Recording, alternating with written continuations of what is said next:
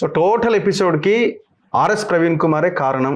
ఆయన ఎంట్రీ, కేసీఆర్ ఆయనకి పూర్తిగా మద్దతుగా నిలబడడం, గువ్వల బాలరాజుని వాడుకునే రోజులు వాడుకున్నాం, ఇక చాలు, ఇక ఆయన పని అయిపోయింది అని సైడ్ జరపడంతో మీకు కోపం వచ్చింది. నేను అంటే బాగోదు, నా విధానము, నేను ఎదిగిన స్థాయికి అటువంటి వాళ్ళు జస్ట్ నథింగ్. ఎవరైనా సరే, ఆర్ఎస్ ప్రవీణ్ కుమార్ తాత అయినా పర్వాలేదు. అటువంటి వాళ్ళపైన నేను వేదికను వదిలి యుద్ధ భూమిని వదిలిపోయేటువంటి కాదు. నేను నాకంటూ ఆలోచనలు ఉన్నాయని మీతో ఇంత స్పష్టంగా చెప్తా ఉన్నా. నేను నిజంగా అందరినీ ఆలోచింపజేయండి. మీకు ఆలోచనలు ఉన్నాయి, మీ ఆలోచనలని నాకు ప్రవీణ్ కుమార్ గారే వచ్చిండు అని అంటే, నేను శాసనసభ్యుడిగా పనిచేసిన, నాకు అసెంబ్లీ క్లియర్గా ఉంది. ప్రవీణ్ కుమార్ గారు 2028లో ఆయన పోటీ చేద్దాం అనుకుంటున్నాడు అచ్చంపేట నుంచి. ఆయన ఆలంపూర్ కూడా వదిలేసి, సిర్పూర్ కూడా వదిలేసి అచ్చంపేట నుంచి పోటీ చేద్దాం అనుకుంటున్నాడు. అట్లంటే ఆయనతో పోటీ చేసే దమ్ము నాకు లేదా? ఆయనకంటే ఎక్కువ యాక్సెప్టెన్స్ ఉంది నాకు. ఆయన కొన్ని జాతులను, కొన్ని మతాలను, కొన్ని చిచ్చు పెట్టి స్వేరోని నిర్మించి ఇవన్నీ చేసిన అనేది ప్రజల్లో చర్చ జరుగుతుంది. నేను అక్కడ ఎప్పుడు కూడా చేయలే. పార్టీ లైన్లో పనిచేసిన, నా ఆశయం కోసం పనిచేసిన, నా ఆస్పిరేషన్స్ను నెరవేర్చుకోవడం కోసం ఒక్కొక్క స్టైల్లో, ఒక్కొక్క పద్ధతిలో, ఒక్కొక్క పంతాన్ని ఎంచుకొని ఇప్పుడు పోలేదు. నేను కేసీఆర్ తర్వాత కేటీఆర్, హరీష్ రావు, ఆర్ఎస్ ప్రవీణ్ కుమార్, ఆయన ఒక దీంట్లో ఉన్నాడు కదండి, ఒక కోటరీలో ఉన్నారు. ఆయన తక్కువ అంచనా వేస్తే ఎట్లా? మీరు కేసీఆర్ గారి దగ్గర కేసీఆర్ పిఏ ఉంటాడు, కేసీఆర్ గారికి వడ్డించేటువంటి సర్వెంట్ ఉంటాడు, కేసీఆర్ గారికి సలహాలు ఇచ్చేటువంటి అడ్వైజర్స్ ఉంటారు, అందరు ఉంటారు. అంత మాత్రాన ఆయన పక్కన ఇది ఏ లక్ష్యంతో ఉన్నాడో నాకు తెలుసు. ఐపీఎస్ ఆఫీసర్ కాబట్టి ఇప్పుడు వచ్చినటువంటి ఈ విమర్శలు, ఈ ఎంక్వైరీల పైన ఆయనకున్నటువంటి ఇంటలెక్చువాలిటీని వాడుకుంటున్నారేమో. కానీ అచ్చంపేటలో గువ్వల బాలరాజుకు పోటీగా నిర్మించాలని, ఏర్పాటు చేయాలని కేసీఆర్ గారు కూడా ఆలోచించినట్టయితే నేను ఎప్పుడు భావించడం లేదు. ప్రవీణ్ కుమార్ గారు కూడా ఆ ఆలోచనతో ఉన్నట్టుగా నాకు ఎప్పుడు అనిపించలేదు. అట్లా లేనే లేదు. అసలు అచ్చంపేట ఎంట్రీ లేదా ఆయనది? అస్సలు అటువంటి ఆస్పిరేషనే లేదు ఆయనకు. ఆయనకు ఇప్పుడు కూడా ఆయనకున్న ఒక లక్ష్యం ఏంటంటే, ఆయన లక్ష్యం నుంచి కూడా బయటకు వస్తున్నాడు. కాగజ్ నగర్ జనరల్ స్థానం నుంచి నేను నిలబడతా అని ప్రతిసారి మాట్లాడినరు.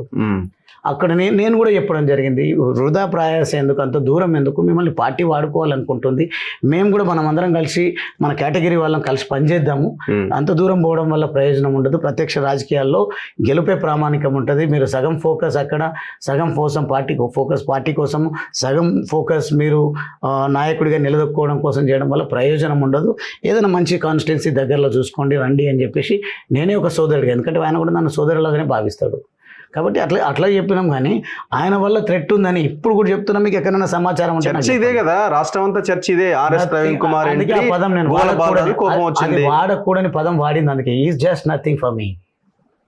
ఆ పొలిటికల్ కెరియర్లో నాకున్నటువంటి ఎక్స్పీరియన్స్, నాకున్నటువంటి ప్రజా సంబంధాలు, నన్ను ప్రజల నుంచి దూరం చేసే ఎత్తుగడ ప్రవీణ్ కుమార్ చేయగలుగుతాడా? ప్రవీణ్ కుమార్ ఇప్పుడు రేపు పొద్దున కేసీఆర్ కి గువ్వల బాలరాజు, ఆర్ఎస్ ప్రవీణ్ కుమార్ అంటే ఆర్ఎస్ ప్రవీణ్ కుమార్ వైపే వెళ్తాడేమో. ఓవరాల్ గా రాష్ట్రం అంతా ఇంపాక్ట్. కేసీఆర్ గారు వెళ్ళొచ్చు, పార్టీ వెళ్ళొచ్చు, ప్రజలు నా వైపు ఉంటారు. ఒకవేళ అదే పరిస్థితి వస్తే, నాగర్ కర్నూలు ఎంపీ టికెట్ అడిగారు, ఆయనకే ఇచ్చారు, మీకు కాదని అడగడం అనేది అన్ని జరుగుతుంది. ఒకవేళ విభేదిస్తే ఆ ఎన్నికలు వచ్చినప్పుడే నేను విభేదించి బయటకు వెళ్ళొచ్చు.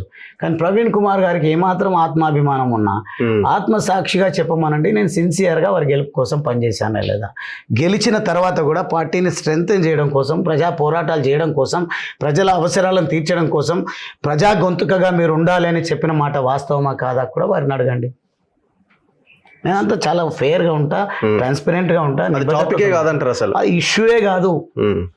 ఇప్పుడు నేను జరగాల్సినటువంటి పొద్దున బీజేపీ నుంచి గువ్వల బాలరాజు, బీఆర్ఎస్ నుంచి ఆర్ఎస్ ప్రవీణ్ కుమార్, కాంగ్రెస్ నుంచి వంశీకృష్ణ. ఓకే, ఇదే కదా ఇక రేపు 2028-29లో జరగబోయే. గువ్వల బాలరాజు ఇండిపెండెంట్గా రావచ్చు, గువ్వల బాలరాజు కాంగ్రెస్ నుంచి రావచ్చు, గువ్వల బాలరాజు బీజేపీ నుంచి రావచ్చు, గువ్వల బాలరాజు మీరు అన్నట్టుగా ఏదైనా వేదిక తీసుకొని ఆ వేదిక ద్వారా కూడా కావచ్చు. అప్పుడే ఎందుకు మీరు మీ ఆడియోలో చాలా క్లియర్గా ఉన్నది. మీ ఎవరో ఒక అబ్బాయితో మాట్లాడుతున్నప్పుడు ఆర్ఎస్ ప్రవీణ్ కుమార్కి మొన్న ఏదో పదవి ఇచ్చారు కదా సార్ అంటే, ఆ మెసేజ్ ఒకటి పంపి నాకు అని మీరు అంటున్నారు కదా. ఇంతకు ముందు ఛానల్లో ఇంకో మాట మాట్లాడినా, మీ దగ్గర ఒక మాట మాట్లాడుతున్నా. మీది రీచబిలిటీ ఎక్కువ ఉండొచ్చు, అతని రీచబిలిటీ తక్కువ ఉండొచ్చు. నేను కాంగ్రెస్ వాళ్ళతో మాట్లాడితే తప్పకుండా కాంగ్రెస్కి వస్తే మాట్లాడదాం మనం. నాకు కొన్ని ఆలోచనలు వచ్చిన తర్వాత తప్పకుండా కాంగ్రెస్ ఉండదు కదా. లీడర్ అన్న తర్వాత ఇది ఒకవేళ బయటికి వెళ్తే మన పరిస్థితి ఏంటి, ప్రజల్లో అభిప్రాయం తప్పుడుగా వెళ్తుందన్న ఒక ఆలోచన మనకి రావాలి కదా. అందుకే అంటున్నా, అది పొలిటికల్ లీడర్లు ఆలోచించేటువంటి విషయం. రియల్ లీడర్లు ఆలోచించేటువంటి విషయాలు ఎవరు ఏం మాట్లాడినా కానీ ఉన్నది ట్రాన్స్పరెంట్గా మాట్లాడడం, కాన్సిక్వెన్సెస్ వేరుగా ఉంటే దాన్ని ఎట్లా అధిగమించాలో తర్వాత ప్రణాళిక చేస్తాం. జీవితమే స్ట్రాటజీ కాదు నా దృష్టిలో. ఎత్తుగడలతోనే మాటలు మాట్లాడాలి, ఎత్తుగడలతోనే స్నేహం చేయాలి అనే నైజం నాది. కాబట్టి చాలా బోల్డ్గా బీజేపీలకైనా అంటే బీజేపీలకి అని మాట్లాడినాం.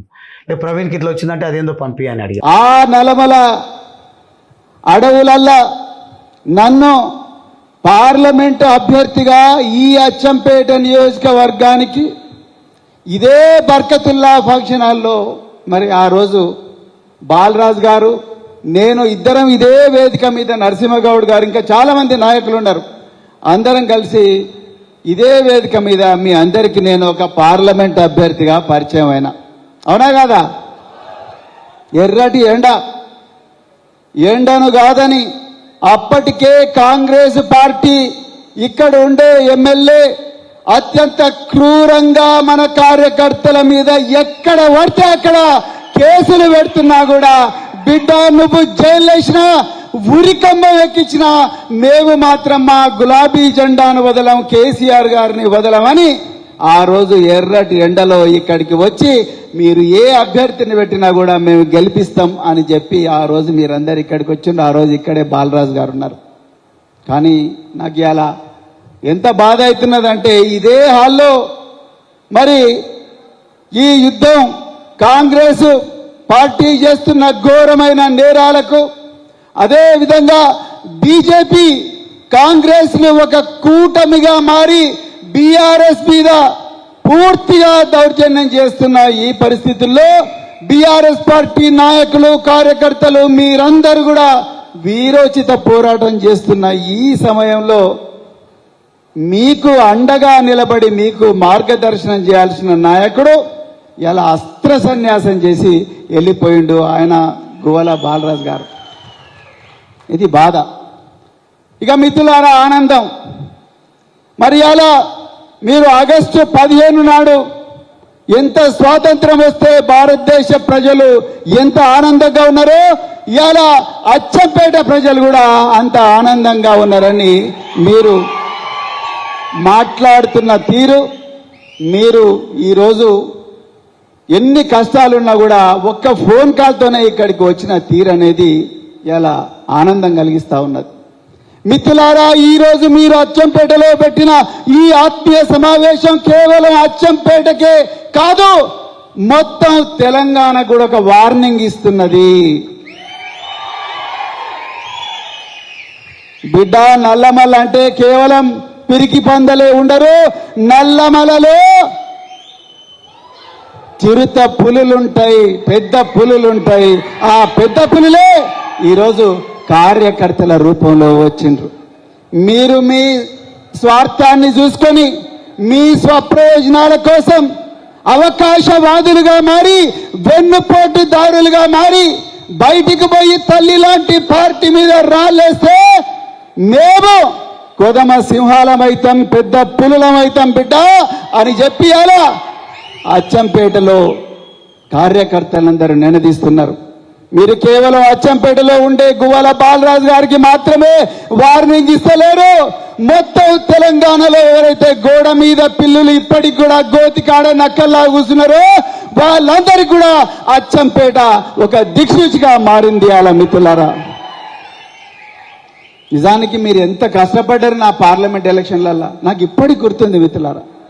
మద్దిమడుగుల, పదరాల, వంకేశ్వరంల, లింగాల, బల్మూరుల, లింగాలలో అయితే రాత్రి కాంగ్రెస్ వాళ్ళందరూ వచ్చి కొట్టడానికి పోతే బీఆర్ఎస్ కార్యకర్తలు తమ చేతులనే ఆయుధాలుగా మార్చి కాంగ్రెస్ దుర్మార్గులకు అడ్డం పడ్డ రోజులు కూడా నాకు గుర్తున్నాయి మిత్రులారా. లింగాల, బల్మూర్ల, అదే విధంగా ఉప్పునూతల, అదే విధంగా చారకొండల, అదే విధంగా అచ్చంపేట పట్టణంలో పోల్శెట్టిపల్లి గ్రామంలో ఎక్కడైనా కూడా మీరు కొట్లాడుతూనే ఉన్నారు మిత్రులారా. కొట్లాడిండ్రు, అద్భుతంగా ఓట్లు తీసుకొచ్చిండ్రు.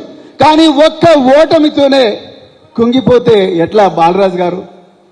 నాకైతే అర్థం కాలేదు. ఆయన వీడియోలన్నీ చూసిన, ఆయన ఇంటర్వ్యూలో చెప్తున్నారు, ఒక కార్యకర్త అయితే నిన్నగాక మొన్న ఒక మీటింగ్ కొడితే కార్యకర్త 2 చేతులు జోడించి, సార్ 2007 సంవత్సరం నుంచి మీతోనే తిరుగుతున్నాను, దయచేసి పోకండి సార్, బీఆర్ఎస్ పార్టీ గెలవబోతున్నది, మీరెందుకు పోతున్నారు సార్ అంటే ఆయన గుండె కరగలేదు. ఇవాళ ఎక్కడ పోయిండండి ఆయన? బీజేపీ అధ్యక్షుడు రామచంద్రరావు దగ్గరికి పోయిండు. ఇదేనా ఒక బీఆర్ఎస్ నాయకుడు చేయాల్సిన పని? ఒక ఎంపీగా పోటీ చేసిండ్రు, మీరు 2 సార్లు ఎమ్మెల్యే అయినరు, చీఫ్ విప్గా మీకు విప్గా అవకాశం ఇచ్చారు పెద్దలు కేసీఆర్ గారు. అదే విధంగా మీకు నాగర్ కర్నూలు జిల్లా అధ్యక్షులుగా చేసిండ్రు. ఇంతమంది గొప్ప మనసున్న కార్యకర్తలు, పార్టీని ప్రాణానికన్నా ఎక్కువగా ప్రేమించే కార్యకర్తలు, నాయకులు ఇంతమంది ఉండగా ఏ విధంగా మీరు మనసు చంపుకొని ఆ బీజేపీకి పోయినరు? బాలరాజు గారు నిరంతరం ఈ తెలంగాణను దోచుకోవడానికి కాంగ్రెస్ బీజేపీలు 2 ఒకటై కేసీఆర్ గారిని ఎంతో ఇబ్బంది పెడుతూ, కేటీఆర్ గారిని ఇబ్బంది పెడుతూ, మరెందరో సీనియర్ నాయకులను ఇబ్బంది పెడుతున్న ఈ తరుణంలో మనం కేసీఆర్ గారి వైపు ఉండాలనా లేకపోతే బీజేపీ వైపు ఉండాలనా? చెప్పండి మిత్రులారా, ఎవరి వైపు ఉండాలి? మనం గట్టిగా చెప్పండి. కేసీఆర్ గారి వైపు ఉండాలి. మనం ఇలా బాలరాజు గారు అస్త్ర సన్యాసం చేసిపోయాడు. మిత్రులారా, నేను మళ్ళీ చెప్తున్నా, నాకు కాదని కేసీఆర్ గారు ప్రవీణ్ కుమార్కి ఇచ్చిండ్రు అని అన్నారు. మిత్రులారా, మళ్ళీ చెప్తున్నా మిత్రులారా, నేను ఎంపీగా కావాలని నేను బీఆర్ఎస్ పార్టీలోకి రాలేదు. మీ అందరికి చెప్తున్నా సభాముఖంగా, నేను ఈ రాష్ట్రంలో ఈ దేశంలో కేసీఆర్ గారి ఆలోచన విధానం, కేసీఆర్ గారు ఉద్యమించి తెలంగాణను రాజ్యాంగబద్ధంగా తీసుకొచ్చిన విధానం, అదే విధంగా తీసుకొచ్చిన తెలంగాణను కేవలం 10 సంవత్సరాల్లోనే బంగారు తెలంగాణగా మార్చి దేశంలో నెంబర్ 1 చేసిన విధానం, ఆ విధానాన్ని నచ్చి నేను వచ్చిన. మిత్రులారా, మీ అందరికి కూడా తెలుసు, నాకు రేవంత్ రెడ్డి ఫోన్ చేసిండు. ఫోన్ చేసి, అన్న నీకు Telangana public service commission chairman పదవి ఇస్తా. ఆయనని సభాముఖంగా చెప్పిండు, నేను కాదు చెప్పింది, ఆయనే చెప్పిండు. నీకు ప్లానింగ్ బోర్డు వైస్ చైర్మన్, ఇప్పుడు వనపర్తి చిన్నారెడ్డి ఉన్నారు కదా, డాక్టర్ చిన్నారెడ్డి, ఆ పదవి కూడా ఇస్తా అన్నాడు. నేనన్నా, అన్న నేను కేసీఆర్ గారికి మాట ఇచ్చిన ఆయన ఎంబడే నడుస్తా కాబట్టి ఆ పార్టీ అధికారంలో లేకపోయినా నేను బీఆర్ఎస్ పార్టీ ఎంబడే పోతా అని చెప్పిన. నేను ఆ రోజు కేసీఆర్ గారికి ఆ నందినగర్ నివాసంలో గువ్వల బాలరాజు గారు కూడా ఉన్నారు. ఆ నందినగర్ నివాసంలో నాకు నాగర్ కర్నూలు ఎంపీ సీట్ ఇస్తేనే నేను వస్తా అని ఎప్పుడు కూడా చెప్పలేదు గువ్వల బాలరాజు గారు. మీకు నోరు ఎట్లొస్తుందో నాకైతే తెలియడం లేదు. అది కాకుండా మళ్ళీ నిరంజన్ రెడ్డి గారిని నిందించడం, వారికి అసలు సంబంధమే లేదు ఈ నిర్ణయంలో. కేసీఆర్ గారు వారికి తెలుసు 50 సంవత్సరాల రాజకీయ జీవితం, ఎక్కడ ఎవరు గెలిస్తే, ఎక్కడ ఎవరిని పెడితే ఎవరు గెలిస్తారు, గెలిచే అవకాశాలు ఎక్కువ ఉంటాయనే నమ్మకంతో వారు నన్ను ఇక్కడికి పంపించారు. మిత్రులారా, నేను ఈ పార్టీలో రెండో విషయం చెప్తున్నా, నేను ఈ పార్టీలో నాకు ఈ పదవి ఇస్తానని నేను రాలేదు మిత్రులారా. నేను ఈ పేద వర్గాలు, అనాదిగా అణిచివేయబడ్డ వర్గాలు, అది మద్దిపాడు కావచ్చు, వట్టివారిపల్లి కావచ్చు, పదర కావచ్చు, వంకేశ్వరం కావచ్చు, మైలారం కావచ్చు, మాచారం కావచ్చు, ఉప్పునూతలు కావచ్చు, ఈ ప్రాంతాల్లో అనాదిగా పోల్చెట్టి పల్లి కావచ్చు, జత్తి సదగోడు కావచ్చు, ఈ ప్రాంతంలో అనాదిగా అణిచివేయబడ్డ వర్గాలు, అనాదిగా సంపదకు దూరమైన వర్గాలు, జీవోత్సవాలుగా బతుకుతున్న వర్గాలు, ఈ వర్గాలు బాగుపడాలి. అంతే బీఆర్ఎస్ పార్టీ అధికారంలోకి వస్తేనే, కేసీఆర్ గారు ముఖ్యమంత్రి అయితేనే ఈ వర్గాలకు న్యాయం జరుగుతుందని నమ్మి వచ్చిన. నాకు మినిస్ట్రీ ఇవ్వాలనో, లేకపోతే నాకు ఒక పదవి ఇవ్వాలనో, లేకపోతే నాకు ఎంపీ ఇవ్వాలనో నేను రాలేదు మిత్రులు. అవన్నీ చూసినా నేను 55 సంవత్సరాల వయసులో 7 సంవత్సరాల ఐపీఎస్ పదవి మిగిలి ఉండగానే నేను రాజకీయాల్లోకి వచ్చిన. నా మిత్రులు చాలా మంది కూడా ఇప్పుడు చాలా రాష్ట్రాల్లో డీజీపీలుగా ఉన్నారు. నా మిత్రులు చాలా మంది చాలా రాష్ట్రాల్లో డీజీపీలుగా ఉన్నారు.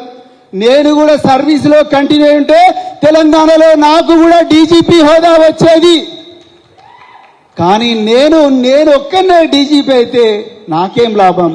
నేను ఏ సమాజం నుంచి వచ్చిందో, నేను ఏ వెంకటేశ్వర్ల బావిలో చదువుకున్నానో, నేను ఏ తుర్కపల్లిలో ఏ మొలక మామిడి చెరువులో నీళ్లు తాగినో, ఆ మొలక మామిడి ప్రజలు, ఆ మాచారం ప్రజలు, ఆ చంద్రసాగర్ ప్రజలు, రంగాపూర్ తండ ప్రజలు, సిద్ధాపూర్ తండాల ప్రజలు వాళ్ళు బాధల్లో ఉన్నారు.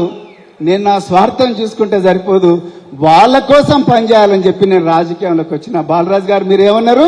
ప్రవీణ్ కుమార్ కాదు, ప్రవీణ్ కుమార్ తాత వచ్చినా నన్ను ఏమనలేరు అన్నారు. ఇగో ఇక్కడ వచ్చిన మీ తాతలందరూ ఇక్కడే ఉన్నారు, ఇక్కడే ఉన్నారు.